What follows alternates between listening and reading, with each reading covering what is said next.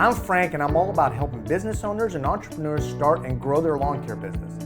Make sure to subscribe, like, and hit the bell button so you're notified of my future videos. Welcome back, Lawn Care Pros. So today we're continuing our conversation with Mark Perdue, a IP lawyer, intellectual property lawyer, and we're talking a little bit further about trademarks and registrations.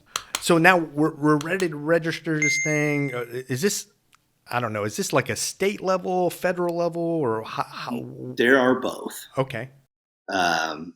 Almost all states, every state that I'm aware of, and I believe all 50 states register trademarks. The state of Texas does, as does the federal government through the United States Patent and Trademark Office. Federal trademark registration is pretty valuable, and as you indicated earlier, not that expensive to get if it doesn't hit a bunch of snags. Just for reference, this is going to vary. Some lawyers are cheaper than others. It kind of depends on what part of the country you're in, but the cost of getting a trademark is probably about $1,000 to $2,000, maybe even less. Wow, that's very affordable.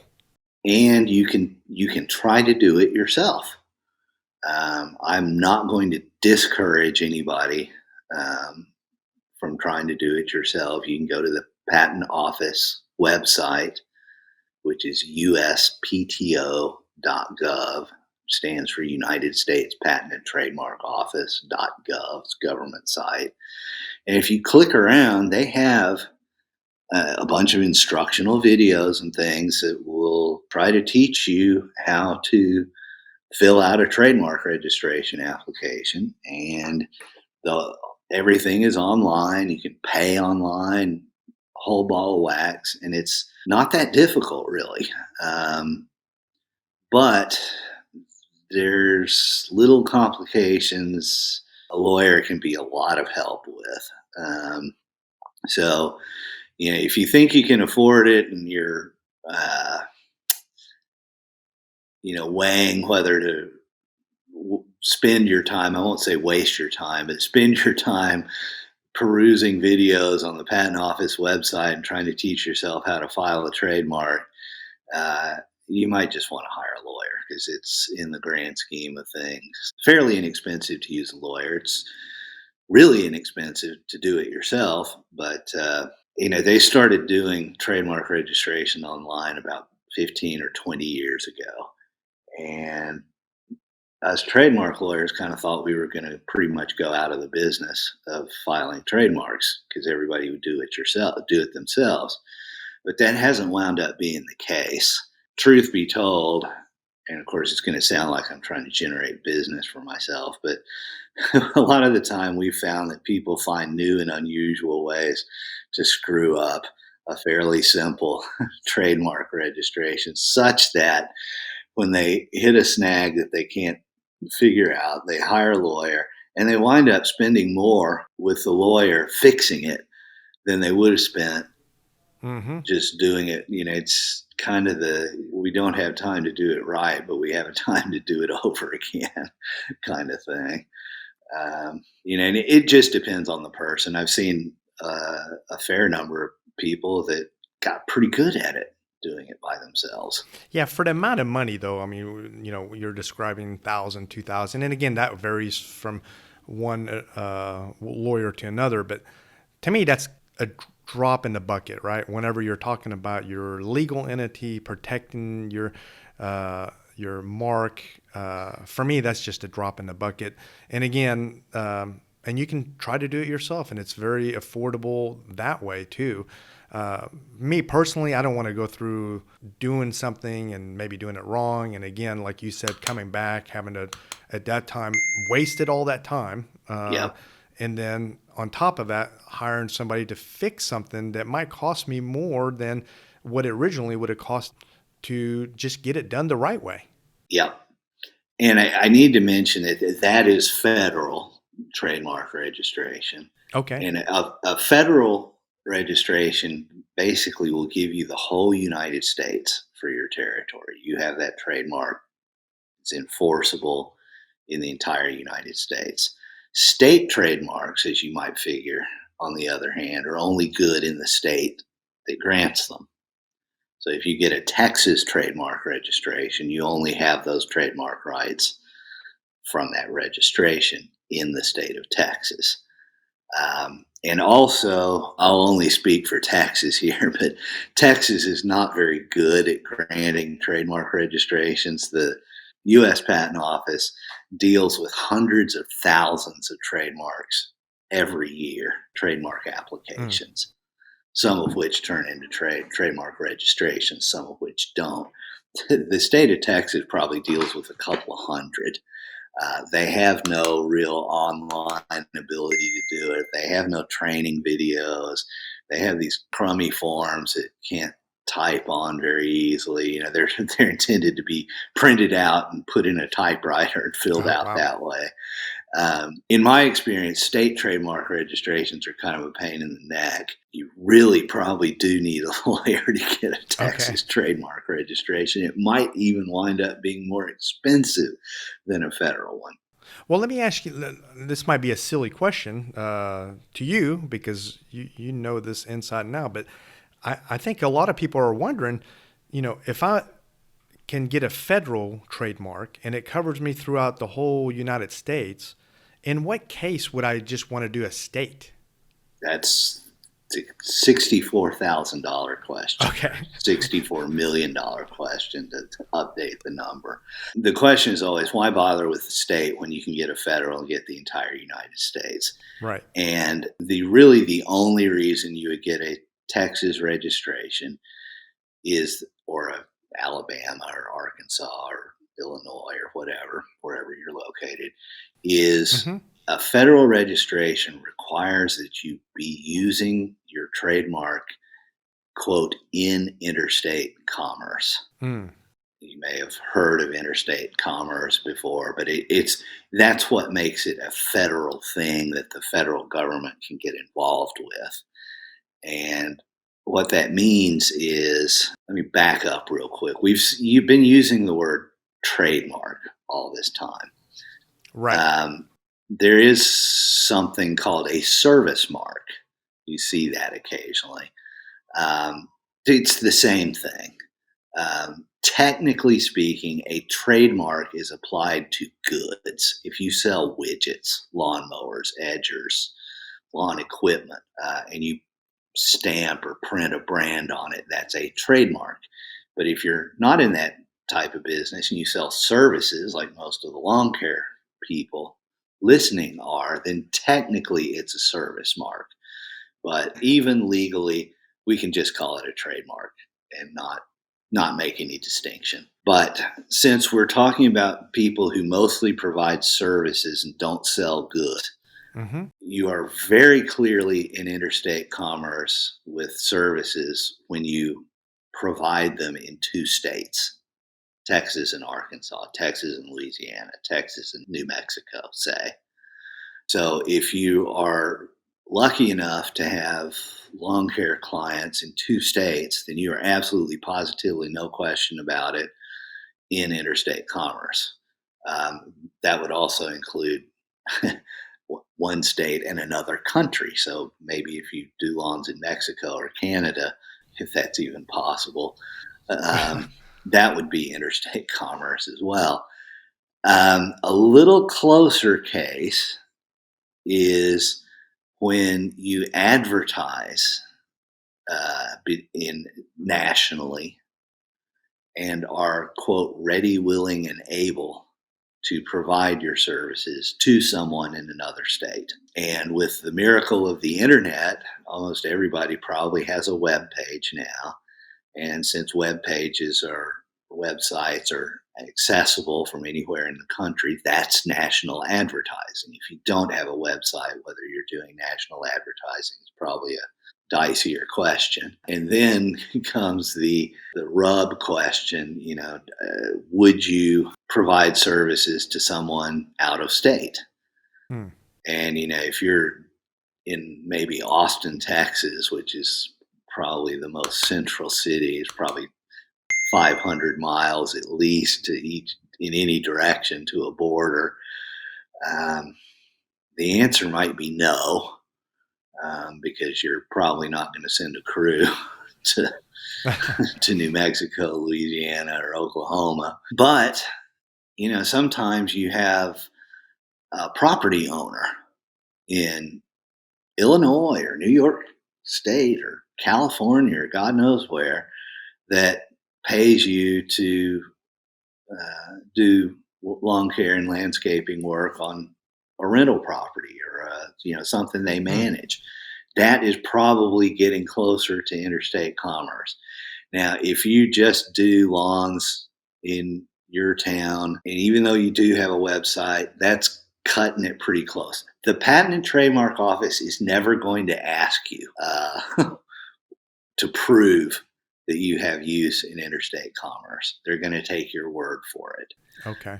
But if you get in a dispute over that registration somewhere down the line, and it turns out that you've only ever provided lawn care services in, say, Dallas County, Texas, you may be in trouble. But that's really good to know, actually. Yeah. I didn't realize that. So federal registrations are not available to everyone. If your business is strictly local and you do only residential yards, maybe you do a ton of them, make a ton of money, but they're all in one city or one town or one county, then you may not be eligible for a federal registration. Is that when you would look at getting a? That's when you would look at a state registration. Okay, that's interesting. So I didn't know that. And hopefully, if business goes well, you wind up expanding. Maybe you buy or start a business in another state or nearer the border, that kind of thing, and then you would become eligible for a federal trademark registration. I gotcha. That's a wealth of information, because I can't imagine, how many people that are, local businesses. And that's going to be the case in, as far as the lawn care industry, that's going to be more the case than not, right? Where you have somebody that's servicing a particular city or maybe a county. If they're a do-it-yourselfer, right, and they're not going to hire a lawyer to do the work as far as getting a trademark, I can't imagine how many of them would make the mistake. I think that's a very, very common mistake in people that do their own trademark applications. Yeah. Because if you have not used the trademark or service mark in interstate commerce, like I said, the patent office is never going to ask you to prove it. But if you get down the line and you actually got into a trademark lawsuit with somebody, your trademark registration could go poof. We need to circle back real quick to the idea that you own a trademark simply by using it. You can do just everything that you can do with a registered trademark with one that's not registered, and we tend to call those common law trademarks. You can sue somebody on it. You can have your lawyer do it yourself, write somebody that infringes, uses a similar trademark, a dirty letter. I mean, you can even license your trademark to somebody else. Let's say you retire and you want to license your son-in-law to keep going with the lawn care Frank business, even though he's not Frank. You could do that, and he would have to pay you for the right to use your trademark. So you can do all of that stuff without having a registration. But a registration does help you in the various aspects of trademark ownership. Interesting. Which might be where we get to, okay, so I have a trademark, either common law or registered. What can I do with it? Well, obviously, you use it to identify your business. That's what you do with it every day. But what you can do with the trademark is, as we hinted at, if somebody across town starts using a very similar name, and you know that they came after you, not before you, because if they were before you, maybe they own the trademark and you don't, you can send them a dirty letter and ask them to stop and threaten to sue them if they won't. And that brings up the question what is trademark infringement? How do I know if somebody is infringing my trademark? Or the flip side, how do I know if I'm infringing somebody else's trademark? And the broad answer to that is, does your use or the infringer's use of the trademark create a likelihood of confusion Mm. among your customers? And that word, that phrase, likelihood of confusion, I think kind of makes an intuitive sense to everybody. But there's some factors that the law considers to decide whether there is legally a likelihood of confusion and trademark infringement. And those factors generally are, first of all, the trademark owner has to be using his trademark before the infringer starts using. Otherwise, the roles reverse. And then the marks have to be similar. And again, we're looking at the words, and a lot of the time it's a carbon copy. It's the exact same mark, so we don't have to worry too much about similarity. But sometimes it's a little different, like Frank's Lawn Care. Could Frank's Lawn Care sue Lawn Care Frank, or vice versa? Good question. Oh, don't do that. We don't want Yeah. that. Yeah. And then also there needs to be similarity in services. If I'm coaching, right? If I'm Yeah, doing coaching and they're mowing lawns, that's a totally different thing. Yes. So that reduces the likelihood of confusion. And we have to look at the way the marks are used. If it's two lawn care businesses, they probably use the marks pretty much in the same way. They have websites, they have phone book listings, various appearances on the internet, maybe Angie's List or some of those things. But if for some reason the marks are used totally different ways, like, to take it out of the lawn care context, let's say you've got a wholesale distributor of widgets and a retail distributor of widgets. They really have two entirely different audiences. Because consumers can't buy from the wholesaler, and actually retailers, I guess, are the customers of wholesalers. So that sort of reduces the likelihood of confusion. And then one of the last factors you look at is the territory. You can have two lawn care businesses with the exact same name, one in Los Angeles and one in Boston or New York. And there's probably no likelihood of confusion, simply because nobody in LA is going to call up a business in a 212 area code in New York City and say, hey, can you come mow my lawn or do my beds or something like that. So that's an extreme example. But if you have a very local business in one little city, somebody in a city 100 miles away, there be no confusion. But maybe if they're in the same county, there's some likelihood of confusion. It's a sliding scale of all these factors that come into consideration. And if you don't have a registration, you don't sort of automatically legally have a territory. Like, if you have a federal registration, your territory is legally automatically the entire United States, whether you've used it everywhere in the United States or not. Similarly, if you have a Texas registration, you've got presumably the entire state of Texas, nothing in Louisiana, nothing in Arkansas or New York or California, but the whole state, regardless of whether you've used everywhere in the state. Those are things that you look at if you're accused of trademark infringement, or you want to accuse somebody of trademark infringement. Are they in the same business? Do they use the same name? Do they use the name the same similar way?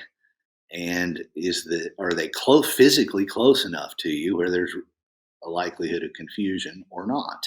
Another way that a trademark registration can be used, and to some extent even your common law unregistered trademark, is if somebody registers your domain name, yourtrademark.com or .net, you can actually use your trademark rights to kick them off of that domain name. Oh, nice. If there has to be a very literal correspondence to what's to the left of the period before the .com. you could stop lawncarefrank.com or .net. Mm-hmm. You could not stop frankslawnCare.com .net, for example. Sure. Registration just makes that much easier. I think the process for kicking somebody off a domain name is called a UDRP. That's something you'll probably need to hire a lawyer to do. But, domain names can be very important, and they're actually very closely related to trademarks. And owning a trademark can help you. And sometimes you'll get the trademark part and then realize your domain name situation is not ideal. And there's some squatter, or maybe a competitor even, that's got the domain name. You'd like to kick them off, and maybe the registration or your trademark rights can help you do that. And that's probably, at the beginning stages of when you're kind of evaluating whether, this particular name is going to be good. You might find it, nobody's using it, but, the domain name is taken. So then you have to investigate a little bit more. Yeah. That's a great point. That's another thing to do when you're Googling the names you're thinking about, is go look at GoDaddy or someplace and see if that domain name is taken or not, because you'll probably want that sooner rather than later. So, we've been talking about trademark, and I know, when you see, a logo, which again, with writing on there, right? Like ABC Lawn Care. And then you see that little circle with a TM in there. And we've also kind of talked about registration, right? So yes. And that's the circle with an R in there, right? So yes. Before we go kind of further into, what is a registration and stuff, can we talk a little bit about what is kind of the difference between a TM and an R when it comes to the, being on your wording, ABC Lawn Care? Let's start with the R, because that's a little more narrow case. The R in a circle is supposed to be used only with trademarks that are federally registered. So technically, it's illegal to put the R in a circle by Lawn Care Frank if you do not have a federal registration for Lawn Care Frank. That doesn't mean the police are going to arrest you or anybody's going to sue you over it. It's a very technical thing, but you kind of shouldn't do it.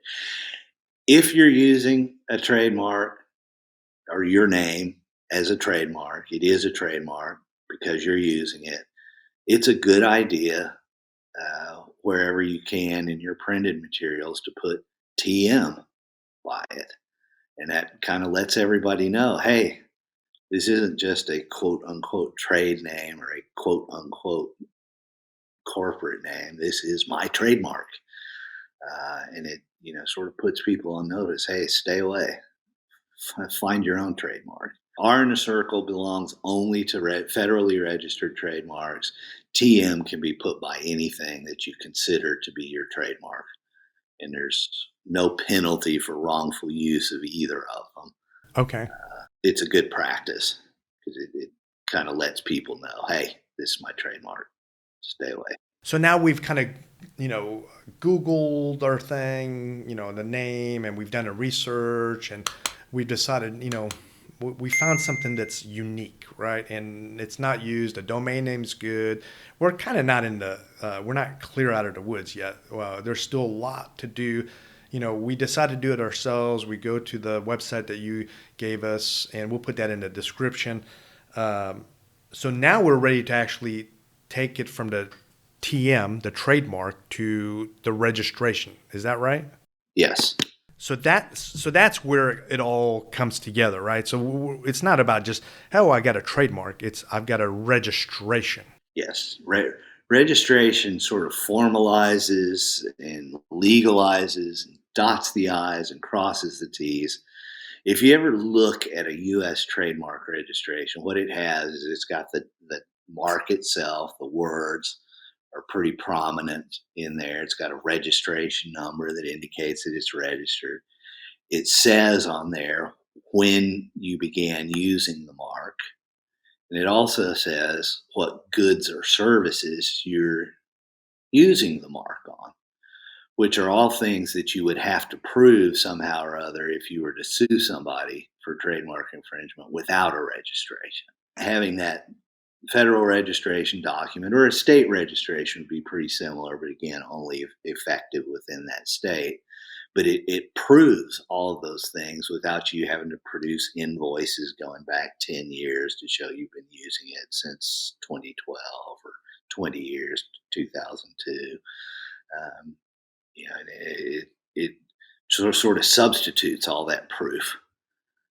And that can be very useful if you're trying to tell somebody to stop using it or you're going to sue them.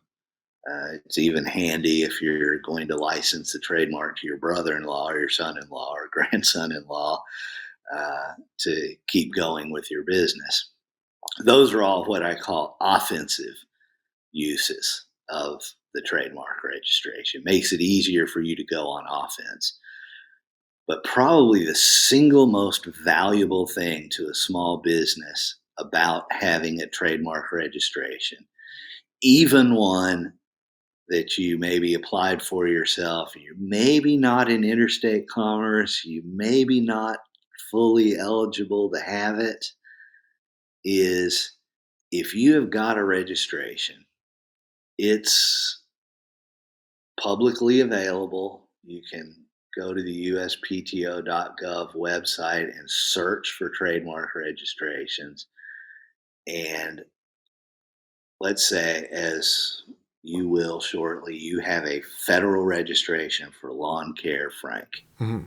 Nobody can come in after you and register lawn care, Frank, because that is the worst of all possible worlds. You've been using your trademark in good faith, serving hundreds of customers for 10, 20 years, and some SOB comes along and writes you a letter and say, hey, I've got a federal trademark registration I got last week for Lawn Care Frank. You better stop. Well, that will make you mad, and it should. And as we discussed a long time ago, you have rights, but it'd be a lot nicer if that guy hadn't got that registration in the first place. And having your own registration keeps other people from registering your trademark and making your life difficult. And I call that the defensive use. And that can be worth its weight in gold right there.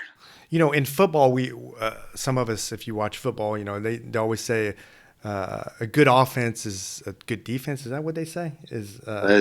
Defense wins championships, yeah. I think is just one way to say it. Yeah. But in this case, it doesn't sound like that's true, right? It's really being offensive, making sure that you get your registration, right? That's the way you want to do it, because a defensive mechanism would be, you're just going along on a whim thinking, I've been using the product or the service, I've been providing it, I'm ABC Lawn Care for the last 5 years, and then somebody comes out and nails you because you weren't offensive, right? You were being defensive. Yeah. Okay. Yeah. The best offense is a good defense, or vice versa. The best defense is a good offense. I say the best offense is a good offense. Yeah. In this case anyway, right? I mean, the best thing to do is be offensive minded and get your affairs in order. Protect your investment, protect your future. You're spending thousands and thousands of dollars, maybe on a weekly basis, on an annual basis, just on advertising. And, you get scared because, all of a sudden I have to pay $1,000, $2,000 to get registered, an actual registration on the name to protect your identity. How horrible would it be, if I've got a business and I've got, maybe $1,000 worth of advertisement just on the shelf. Yeah, that's a great point. When you reach the point of spending significant sums of money on advertising, that's when you really need to start thinking about getting a trademark, because you are actually investing. You're beyond sweat equity Hmm. now and into actual financial outlay behind your trademark. And it would be very smart at that point to start, when you start spending money on advertising, you start noticing how much is mounting up. That's the time to call a lawyer. Absolutely, absolutely. And so, kind of wrapping things up a little bit, let's talk about the do-it-yourselfer, right? We talked about the website. I think it was uspto.gov, and Correct. again, we'll put that in the description so people can have access to that. What are some tips that you would give to the do-it-yourselfers and making this happen? My tip is don't do it yourself, but from your from your perspective, what are some of the tips that you can give us that will kind of help them along the way and maybe avoiding some of the pitfalls? Yeah. Don't do it yourself. Well, I hate to discourage people, but like I said, See, I don't mind discouraging people because, and I'll let you finish here in a minute, but well, I feel like I'm trying to toot my own horn or create business. no, and I know you personally, and you're like far from that. Whenever I was looking at it, you were like, oh, you can do it simply, and da da da da. You guided me through the way that where all I had to do is probably press a couple buttons, but still, I chose you because you gave so much value up front, and on top of that, I might watch a cooking show, right? That doesn't mean I'm going to go cook it. I might do, Yeah. and I'm not comparing cooking to something so much more sophisticated. I mean, Well, if you screw up a recipe, what are you out? right, You don't have your great souffle, or right. your souffle crashes or whatever. Big deal. A trademark is a business asset, and if you invest the time, your own time, to try and do it, and you screw it up, you you still don't have the asset. You're not any better off than when you started. So You're so much worse off, right? Because you yeah. wasted all that time, right? And time is money. Yeah, and in the meantime, you could actually lose rights if somebody else comes along and does it right for the same or a similar mark. They could wind up, turning the tables on you.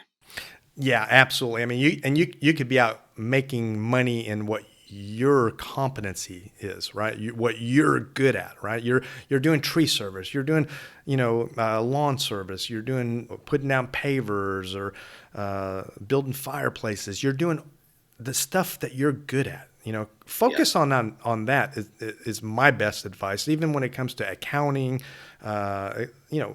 let the accountant take care of it or the CPA take care of it. Don't wear all the hats if you don't need to, especially when, again, to me, it's a drop in the bucket. And it might seem like a lot of money, and divide that into next 5-10 years, and that's what it's really costing you, pennies, yeah, right? It's not costing you that fortune up front.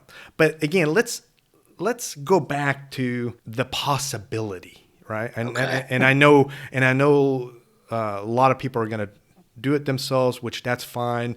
Lesson learned, and hopefully they're going to be successful, and we want them to be successful.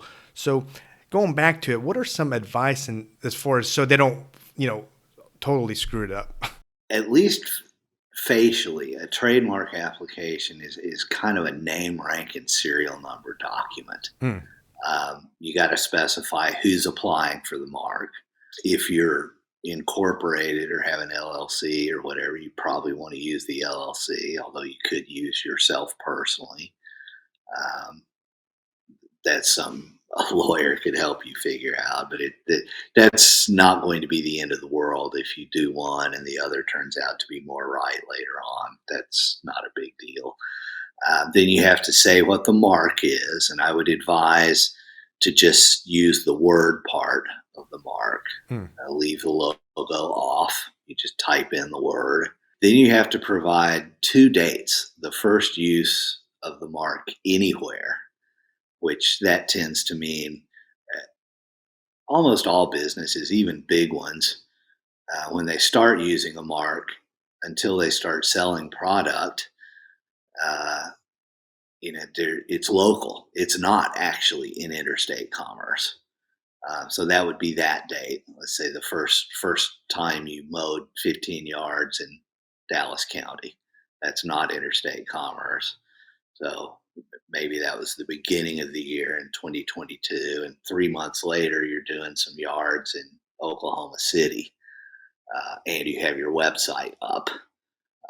So that's clearly use in commerce, and that's June 1st, 2022. So you have to provide those 2 dates. Sometimes they're the same date. Then you also have to specify what the goods or the services are. And that should be pretty straightforward. And they actually have a trademark manual of acceptable goods and services descriptions where you can go search that thing online and put in like lawn or lawn care, and it'll give you the exact wording that you want to use, because that wording is important. They'll give you a lot of grief over it, or tell you what it needs to be, and sometimes you won't like that. And that's pretty much it. It's, from a lawyer's perspective, it's a shamefully simple document, but what goes into it is the stuff you don't see. And that's knowing how to advise you on the interstate commerce issue, and picking the mark in the first place, and figuring out whether it's going to be regarded as confusingly similar to any previously applied for registered marks and that sort of thing. If you do it yourself, it appears pretty simple, but the devil is in the details. And it's sort of lurking just under the surface.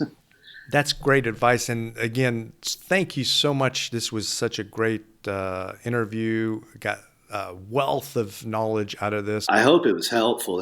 This resembles a lot the conversations we first had before you hired me. Oh, absolutely. So hopefully your listeners find it as helpful as you did. I think it's just a wealth of information, and I really appreciate you coming on. Again, Mark, thank you so much. I hope you have a great rest of your week. I'd say stay warm, but the weather has really turned, so I might tell you next week to turn on your air conditioner here in February. So, Yep. And then we'll start worrying about tornadoes. Right. Nothing funner than living in Texas. Yep. We'll talk again soon. All right, my pleasure. I hope this information was helpful. Make sure to subscribe, like, and hit the bell button so you're notified of my future videos. See you next time, Lawn Care Pros.